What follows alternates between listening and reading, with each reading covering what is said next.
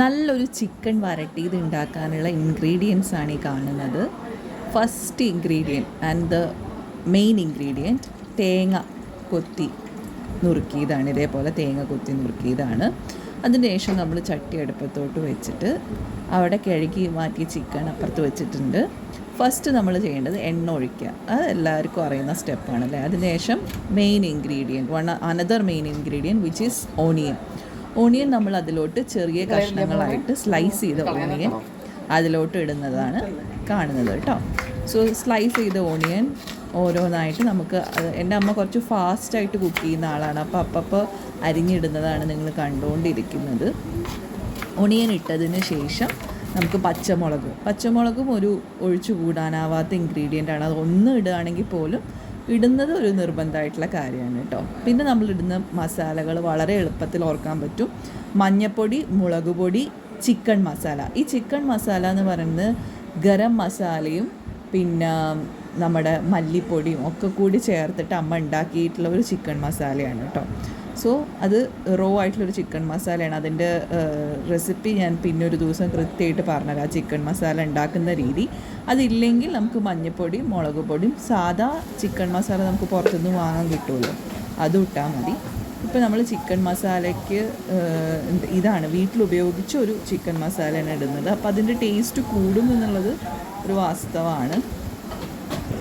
So ഈ പൊടികളൊക്കെ ഇട്ടതിന് ശേഷം നമുക്ക് നന്നായിട്ട് വഴറ്റണം.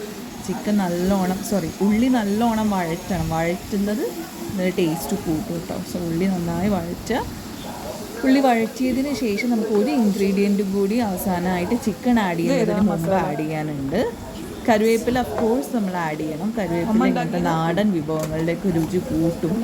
സോ മസാലകളൊക്കെ ഇട്ട് ഉള്ളി നല്ലോണം വഴറ്റിയതിന് ശേഷം, ഉള്ളി നല്ലോണം വഴറ്റുമ്പോഴാണ് ഈ പൊടി എല്ലാവടെയും പിടിക്കണം നല്ലോണം. അപ്പോൾ അതിൻ്റെ പച്ചക്കുത്ത് സ്മെല്ലൊക്കെ മാറും.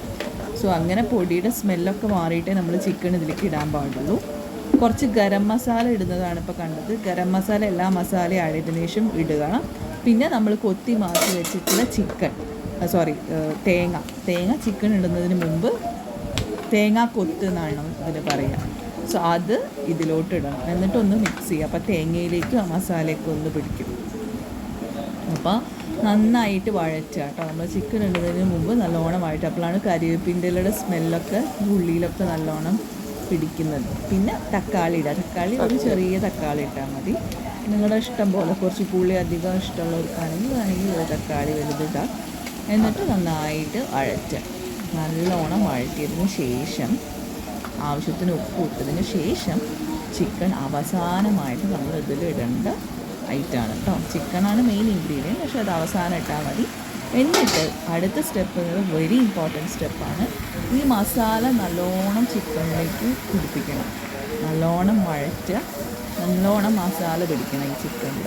എന്നാലും നമുക്ക് രുചി ഉണ്ടാവുക. അല്ലെങ്കിൽ ചിക്കൻ വെള്ള കളറിൽ കിടക്കുന്നത് കാണാം. അപ്പോൾ ഒന്ന് ഇളക്കി കഴിഞ്ഞതിന് ശേഷം തീ ഒന്ന് ചെറുതായി മീഡിയം സൈസിലേക്ക് കുറച്ചതിന് ശേഷം നമുക്കൊന്ന് last ingredient which also enhances the taste of this dish, so which is lemon juice. നമ്മളിങ്ങനെ പിഴിഞ്ഞ് ഒഴിക്കുക കുറച്ച്. അതിൻ്റെ കുരു ഒന്നും പെടരുത്, കുരു പെട്ടാൽ കയക്കും ഡിഷ്.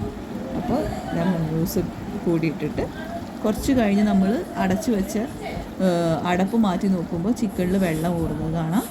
പിന്നീട് നമ്മളെല്ലാം പാകമായി ഒരു 15 മിനിറ്റോളം ഇത് തീയിൽ വെക്കണം. അതിനുശേഷം നമ്മുടെ ഡിഷ് റെഡിയാണ്, ചിക്കൻ വരട്ടിയത്.